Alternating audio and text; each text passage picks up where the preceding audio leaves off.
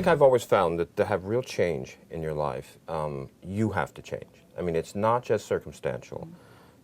Do you find that to be true, or can change be much simpler than that?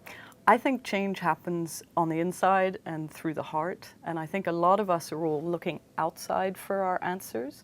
So it's like it's going to be in the next person we speak to. It's going to be in the next book. It's going to be on the next TV show we hear.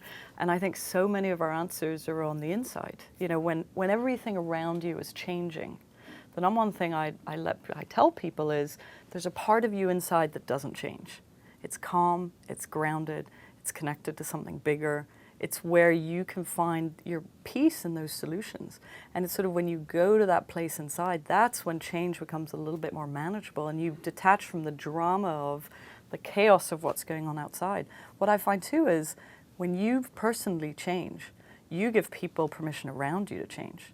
And even though it's very uncomfortable sometimes for other people to kind of go, oh my God, she's losing weight, or she left the job, or she broke up with a guy, suddenly it makes you become an example for someone else. Mm-hmm. You know, every person is either an inspiration for someone or a warning for someone. So you're saying basically change can be contagious? Change can be very contagious. My personal belief is it's the most important life skill to get good at. I think for any parents, you must teach your kids about change. Most parents teach their kids about stability. Nothing changes. Everything will always be the same. Right. I mean, some change is very traumatic, even if it is good. You would almost have to give people need stability. People do need stability.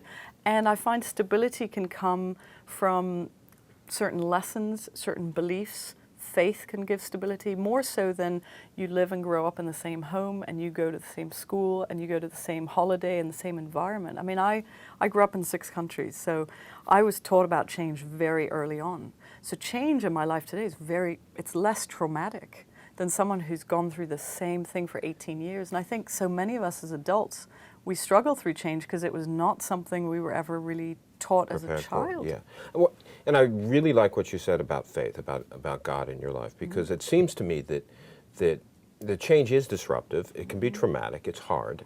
It has tremendous rewards, but it also it exacts sometimes a tremendous price on people, particularly when change is constant.